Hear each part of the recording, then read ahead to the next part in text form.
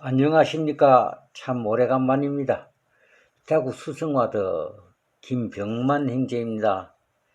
저는 2000년 2월 말에 학교에서 퇴직을 한 후 2002년 4일부터 부부 선교사로 순스테이크에서 2년간 봉사할 때 여러분의 도움을 많이 받아 참 고마웠습니다.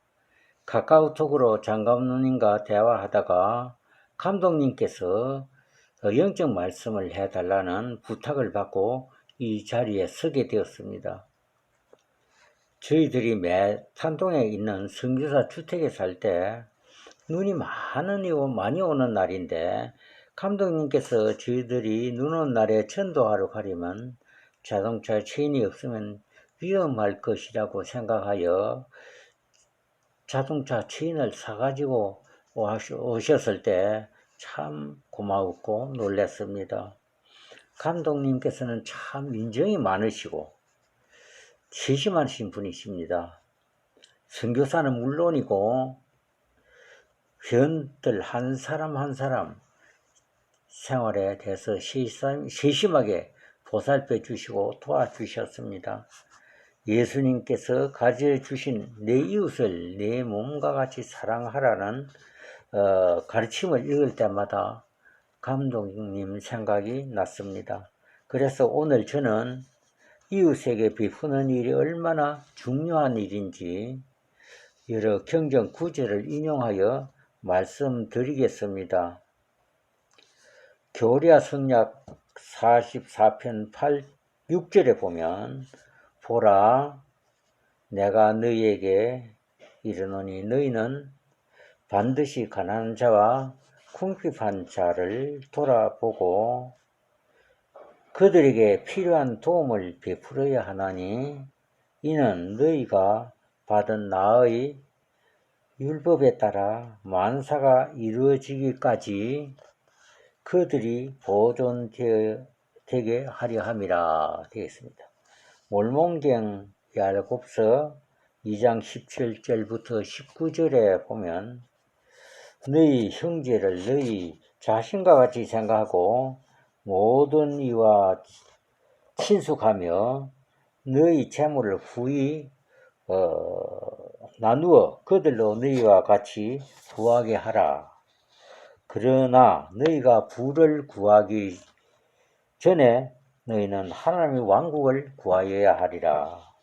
그리고 너희가 그리스도 안에서 소망을 얻은 후에 만일 너희가 구하면 부를 얻을 것이지니 너희는 선을 행하려고 벗은 자를 입히며 줄인 자를 먹이며 잡힌 자를 놓아주며 병든 자와 고난당한 자들을 구제하려는 의도로 그것을 구하리라. 교회 본부에서는 아프리카 사람들이 가장 필요로 하는 식수를 해결해 주려고 샘을 파서 상수도 시설을 해주고 있습니다. 그들은 물을 구하기 위해 몇십 리 길을 매일 왕복하며 고생하고 있습니다. 잠언 11장 24절부터 25절에 보면 흩어 구제하여도 더욱 구하게 되는 일이 있나니 가도에 아껴도 가난하게 될 뿐이니라. 구제를 좋아하는 자는 풍족하여질 것이고 남을 윤택하게 하는 자는 윤택하여지리라 했습니다. 잠언 19장 17절을 보면 가난한 자를 불쌍히 여기는 것은 여호와께 구워주는 것이니 그 선행을 갚아주시리라 되어 있습니다. 사랑으로 선을 베푸는 모든 사람에게 하나님께서 많은 약속을 해주셨습니다. 시편 41장 1절에서 3절에 보면 가난한 자를 보살피는 자에게 복이 있음이여 재앙의 날에 여호와께서 그를 건지시리라. 여호와께서 그를 지키사 살게 하시리니 그가 이 세상에서 복을 받을 것이리라. 여호와께서 그를 병상에서 붙드시고 그가 누워있을 때마다 그의 병을 고쳐주시나이다. 베풀기를 좋아하는 사람들은 살아가는데 걱정할 필요가 없습니다. 여호와께서 모든 것을 인도하시니 큰 병이 들어도 고쳐주시고 우리 갈 길을 인도하시니 걱정할 필요가 없습니다. 그리고 다른 성경 구절을 봅시다. 이사야 58장 7절부터 11절까지 읽어드리겠습니다. 줄인 자에게 내 양식을 나누어 주며 유리하는 빈민을 집에 들이며 헐벗은 자를 보면 입히며 또 네 권력을 피하여 숨지 아니하는 것이 아니겠느냐. 그리하면 네 빛이 새벽같이 비칠 것이며 네 치유가 급속할 것이며 네 공의가 네 앞에 행하고 여호와의 영광이 네 뒤에 호위하리니 네가 부를 때는 나 여호와가 응답하겠고 네가 부르짖을 때는 내가 여기 있다 하리라. 만일 너희가 너희 중에서 멍에와 손가락질과 험한 말을 제하여 버리고 줄인 자에게 네 심정이 동하여 괴로워하는 자의 심정을 만족하게 하면 네 빛이 흑암 중에서 떠올라 네 어둠이 낙각같이 될 것이며 여호와가 너를 항상 인도하여 메마른 곳에서도 네 영혼을 만족하게 하며 네 뼈를 견고하게 하리니 너는 물된 동상 같겠고 물이 끊어지지 아니하는 샘 같을 것이라. 여호와께서 그렇게 약속하셨으니 얼마나 기쁘십니까? 참 기쁘시죠? 그러니 우리가 생활하는 동안 걱정할 일이 없어질 것입니다. 우리는 세상에서 가장 큰 힘을 가지신 여호와께서 보호해 주신다니 우리는 평생 걱정 없이 편안히 생활할 수 있을 것입니다. 세계 최고의 부자 록펠러는 33세에 백만장자가 되었고 43살에 미국 최대의 부자가 되고 53살에 세계 최대의 부자가 된 록펠러는 늘 무언가에 쫓기는 기분이었고 행복하지 못했습니다. 그런 그는 55살이 되었을 때 중병에 걸려서 1년 이상 살지 못한다는 말을 들었습니다. 그가 마지막 검진을 받기 위해서 휠체어를 타고 병원에 들어왔을 때 로비에 걸려있는 액자가 눈에 들어왔는데 주는 자가 받는 자보다 더 복이 느니라 라는 사도행전 20장 35절의 성구가 쓰여 있었습니다. 그것을 읽는 순간 록펠러의 눈에 눈물이 쫙 흘러내렸습니다. 그렇게 많은 부를 쌓는 동안 한 번도 남을 돕지 않았던 지나온 삶을 되돌아보게 되었습니다. 잠시 후에 시끄러운 소리가 들려왔습니다. 흐름한 옷차림의 여자가 병원 관계자들과 다투고 있었습니다. 병원 측은 병원비가 없으니 입원이 안 된다 하고 환자의 어머니는 딸 좀 살려달라고 울며 사정하고 있었습니다. 록펠러는 비서를 시켜서 병원비를 지불하게 하고 누가 지불했는지 모르게 했습니다. 얼마 후에 록펠러가 은밀하게 도왔던 소녀는 기적적으로 회복할 수 있게 되었고 같은 병원에서 조용히 소녀를 지켜보던 록펠러는 매우 기뻤습니다. 후에 그는 자서전에 이 순간을 이렇게 표현했습니다. 저는 살면서 이렇게 행복한 삶이 있는지 미처 몰랐다고 적었습니다. 록펠러는 가난한 사람들을 도우며 나눔의 삶을 살겠다고 다짐했습니다. 그와 동시에 신기하게도 그의 병이 사라졌고 그는 98세까지 살면서 재단을 통해 선한 일을 하는데 힘썼습니다. 그는 자신의 삶을 이렇게 회고했습니다. 그는 자신의 삶을 살던 전반기 55년 동안 늘 쫓기며 살았지만은 나누며 살던 후반기 43년은 정말 행복하게 살았다고 적었습니다. 우리 일상생활에서 복음 진리를 공부하고 실천의 의지를 가지고 기도로 채워져 있을 때 우리를 둘러싸고 있는 온갖 사탄의 유혹과 그의 막강한 힘을 막아낼 수 있는 것입니다. 이렇게 준비하고 있을 때 우리는 끝까지 견딜 수 있고 행복한 신앙생활을 할 수 있습니다. 그런데 가진 것이 하나도 없는 사람은 그런 축복을 못 받겠다고 걱정하실지 모르지만 방법이 있습니다. 걱정이 하지 마십시오. 이웃을 내 몸같이 사랑하고 베풀어야 한다는 말씀은 모든 종교에서 강조합니다. 옛날에 어떤 사람이 석가모니께 찾아와서 하는 말이 선생님, 저는 평생 되는 일이 없으니 어떻게 하리까 하고 말씀드리니 석가모니께서 하시는 말씀이 다른 사람에게 베풀며 살거라 라고 말씀하시니 그 젊은이가 말씀드리기를 저는 재산도 한 푼도 없는 빈털터리입니다 라고 말씀드리니 석가모니께서 말씀하시기로 그렇지 않으니라.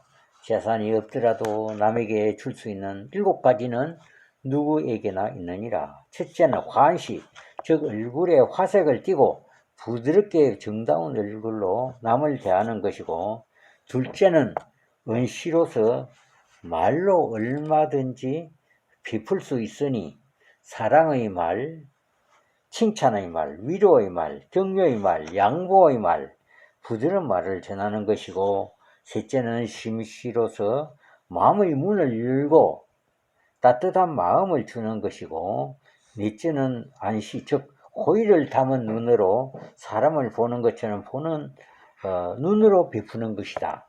그 다음 다섯째는 신시, 곧 몸으로 행하는 것으로서 남의 짐을 들어준다거나 일을 돕는 것이고,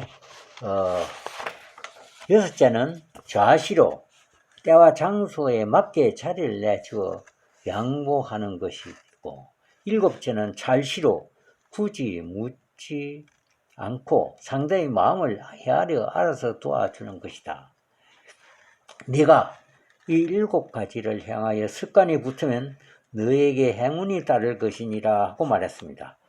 위의 말씀을 들어보니 빈부를 가지 않고 남에게 베풀 수 있다는 사실을 알 수 있지요. 캐나다 브리티시 컬럼비아 대학 수젠 시마드 교수가 실험을 할 때 해본 결과를 엄마나무를 찾아서라는 회고록으로 출간했는데 아마존 자연 보존 분야 베스트셀러 1위가 되었습니다. 시마드는 1991년 특이한 시험을 했습니다. 숲속 빈트에 자작나무와 전나무 묘목을 인접해 심은 후에 각각을 투명 비닐로 씌웠습니다. 시마드는 전나무 묘목에는 빛이 닿지 않도록 검은 천막을 덮었습니다. 그런 다음 일주일 뒤 찾아가 자작나무가 만들어낸 탄수화물 양분 일부가 영양 결핍에 빠진 전나무에게 건너간 것을 발견했습니다. 영양이 부족한 불쌍한 전나무에게 양분을 나눠준 것임을 알게 되었습니다. 시마드의 박사 논문은 1997년 유명한 네이처지에 실렸습니다. 시마드 연구팀은 나무가 친족을 알아본다는 주장도 하고 있습니다. 중심나무가 친족나무들에게 훨씬 더 많은 양분을 나누어 준다는 것입니다. 시마들은 벌채하더라도 중심나무는 남겨둬야 한다고 했습니다. 중심나무가 남아 있어야 새로 심은 묘목들이 도움을 받을 수 있다고 했습니다. 시마드 연구팀은 나무가 해충 병원균 공격을 받으면 그 정보를 땅속 연결망으로 전파해 이웃나무들이 방어물질을 생성하게 한다고 했습니다. 나무도 자기 가진 것을 어려운 나무에게 베풀고 친족을 더 챙긴다니 우리 인간들도 나무에게서 배울 것이 있죠. 우리 인간들은 가진 것을 어려운 사람들에게 나눠주는 사람도 있고 그렇지 않은 사람들도 있으나 항상 언제 어디서나 자기 가진 것을 베풀어 주는 나무에게서 우리 인간들이 배울 점이 많습니다. 저희 자매는 불면증에 걸려 수면제를 먹어도 2~3시간 자다가 깨어나고 한약을 먹어도 치유되지 않았는데 제가 자기 전에 발바닥을 주물러 주고 다리를 주물러 주니 불면증이 사라졌습니다. 매일 그렇게 하니 저희 손과 팔이 운동이 되어 튼튼해졌습니다. 그런 결과를 보니 주는 자가 받는 자보다 더 복이 있느니라라는 경전의 말씀이 증명되었습니다. 그리고 다음에는 사람을 사귈 때 첫 인상을 좋게 하는 방법이 있습니다. 참 이름을 처음 불러줍니다. 그 다음에는 긍정적인 말을 사용하는 방법이 있습니다. 그 다음에 미소로 무장합니다. 맞장구를 쳐줍니다. 공감한다는 것이죠. 나직하게 말합니다. 용어의 선택에 신경을 씁니다. 많이 듣고 조금만 말합니다. 칭찬을 합니다. 예절 바른 사람이 됩니다. 자기 몸냄새에 신경을 씁니다. 다른 사람이 귀찮다고 기피하는 일을 하다 보면 자기에게 축복이 돌아옵니다. 제가 경험한 바를 말씀드리겠습니다. 젊은 시절 학교에서 방학 때마다 교사 연수회가 있어서 학교당 한 사람은 나가서 방학 동안에 교육을 받아야 하는데 거기에 참여하고 싶어 한 사람은 없습니다. 가게 되면 다른 사람들은 방학 동안 편안히 쉬는데 혼자 가서 거의 한 달 동안 교육을 받는 것을 좋아하는 사람은 아무도 없습니다. 그럴 때 저는 자진해서 가겠다고 합니다. 학교에 컴퓨터가 처음으로 들어왔을 때 그것을 다룰 줄 아는 사람이었고 복잡하다고 그 연수 받는 것을 아주 싫어했습니다. 그때 제가 가서 그 기술을 배워서 학교에서 여러 교사들을 모아두고 다루는 법을 가르쳐 주었는데 한편 그 교육을 실시한 경북대학교에서 연수 성적표가 왔는데 1등으로 나왔는데 그런 연수 성적들이 모여서 교감 승진하는 데 도움이 많이 되었습니다. 연수 때마다 적극 참여하니 학급 자료 제작 책임자로 불러 일을 시켜 점수를 많이 주어 쉽게 교감 승진이 될 수 있었고 대구 시내 중고등학교 영어교사 중에서 저를 불러서 영국 대학에 가서 영어 교습을 배우라고 보내서 영국 대학에서 1개월 교육받은 후에 유럽 여러 나라를 구경할 수 있는 기회도 갖게 되었고 그 후에는 교육시찰로 일본 등 미국 여러 도시 학교를 보고 오도록 기회를 주었습니다. 30년 전에는 우리나라 경제가 크게 여유롭지 못했는데 교육부에서는 선진 교육을 배워오도록 전국 교사들을 내보냈던 것입니다. 한 도시에서 한 명 보냈는데 항상 저를 내보냈습니다. 그 다음에 타인의 말이 내 뜻과 다를 때도 기분 나쁜 내색을 하거나 반박하거나 비난을 하지 말아야 합니다. 다음은 젊은 성도들에게 말씀을 드립니다.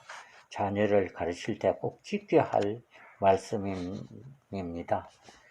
첫 번째, 아이가 아직 글을 배우지 않을 때는 재미있는 동화를 읽어줍니다. 두 번째, 그리고 아이가 글을 배울 때는 재미있는 그림 동화책을 활용하면 좋겠습니다.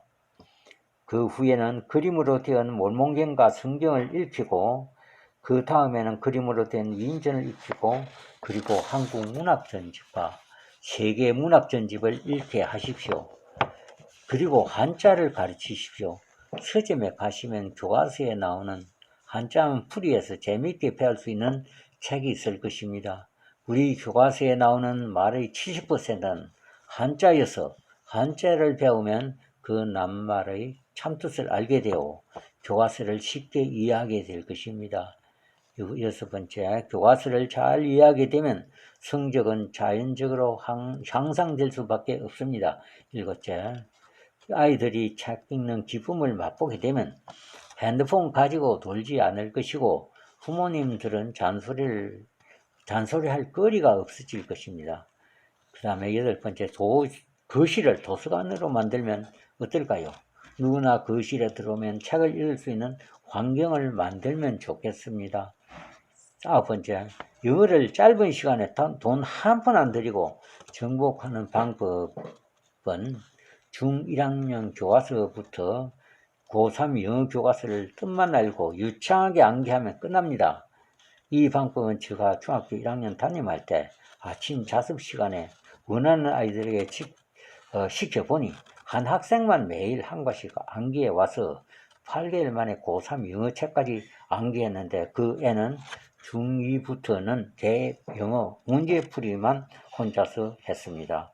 그 애는 고2 때 교육부 주최 전국 학생 외국 경시대에서 듣기, 말하기, 독해, 작문 시험에서 평균 94점을 얻어서 전국 1등을 하여 조선일보에 보도되었는데 그 신문에 저 이름도 실려 있었습니다. 열 번째, 아이들이 있을 때는 텔레비전을 보지 않으시면 좋겠습니다. 11번째, 위에 열거한 일을 그대로 실천하시면 아이들은 최고의 대학에 입학할 수 있고 세계적 인물로 성장할 수 있을 것입니다. 제가 교회에서 침례받은 지 올해로 61년이 됩니다. 제가 보니 교회에서 끝까지 참고 계속 남아있는 사람들은 모두가 참 형편이 좋아지고 자녀들이 잘 되었지만 중간에서 비활동현이 된 사람들은 거의 어렵게 살아가는 것을 보았습니다. 여러분, 우리 모두 끝까지 견딥시다. 저는 하나님께서 살아계시고 우리 교회에서 가르치시는 선자들의 말씀을 끝까지 지키며 살아감으로써 우리는 축복받을 수 있음을 간증드립니다. 예수 그리스도 이름으로 말씀드렸습니다. 아멘.